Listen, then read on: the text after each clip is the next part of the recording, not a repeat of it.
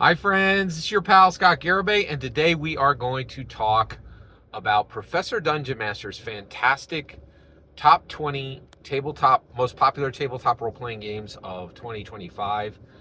He built this list with the public table numbers that were run at GenCon, which I think is absolutely brilliant. So I did a complete playlist where I covered every single one of those 20 games.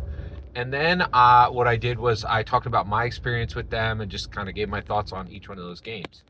Now that that is over, I'm actually I'm actually doing analysis on his list. So one of the things and bringing forward findings that I found from his list. So what I was really interested in is what it showed about intellectual properties.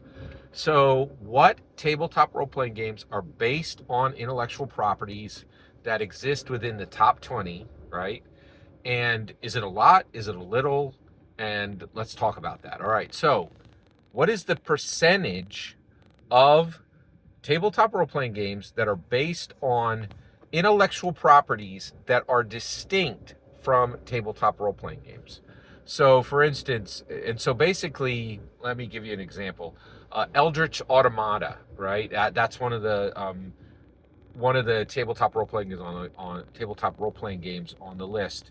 um, and it is a distinct intellectual property that does not exist outside of tabletop role-playing games. Like that was they created that game.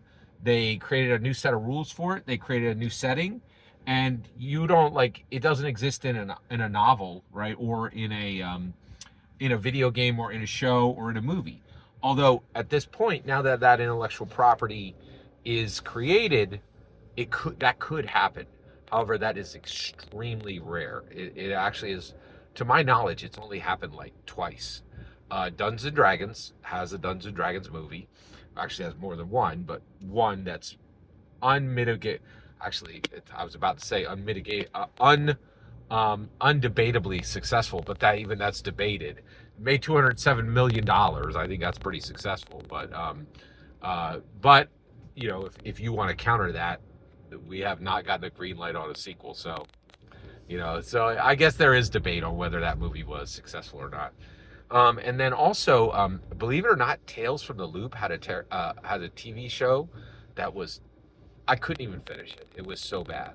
Um, and that's pretty much it. There's almost no other intellectual properties that were born as tabletop role playing games that make it to other mediums. It's almost unheard of. It's very, very rare.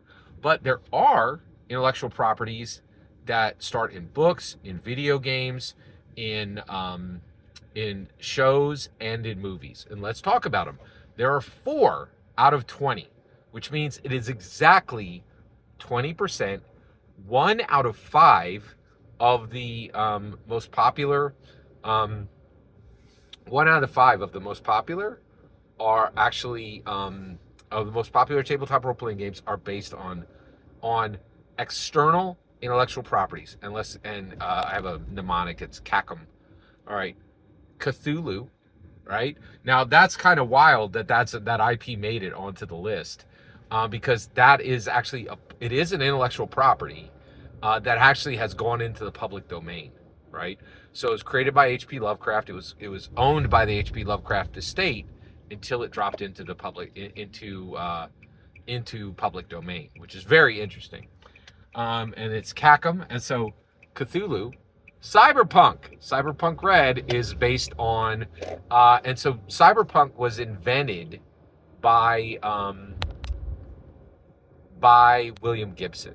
Okay, and actually, I don't know if I think that's the name of the genre he created, right? So like Burning Chrome is a cyberpunk novel, and so is Johnny Mnemonic, right?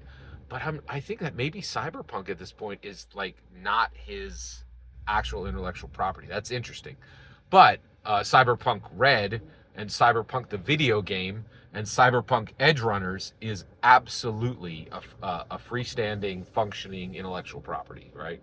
And so the game is Cyberpunk Red. It is based on a intellectual property. And then next is Avatar, which is put out by Magpie Games, and that is based on the Avatar Last Airbender television show, which is a fantastic show. I absolutely love that show. It's really, really good. It's really special. I love it. It's a great, great intellectual property. And then the last one is Marvel. Marvel Multiverse Role-Playing Game is based on the Marvel superheroes, which is actually, it's a one umbrella intellectual property, but I think you could argue that like Spider-Man is its own intellectual property. The Avengers are their own intellectual property. So it's intellectual properties nested within intellectual properties. So on the top 20 most popular tabletop role-playing games of 2025, 4 of them are based on intellectual properties, which means that 1 out of 5 of the most popular games in 2025 are based on intellectual properties that were not born in the tabletop role-playing game they were introduced with, which I think is really fascinating, and I just wanted to take a look at that together. Every single word you just heard in this video is my humble opinion. Nothing more, nothing less. The important part is when I get to hear your humble opinion, when you get in the comments and send your traffic. Please consider like, subscribing, and have a fetch millennium.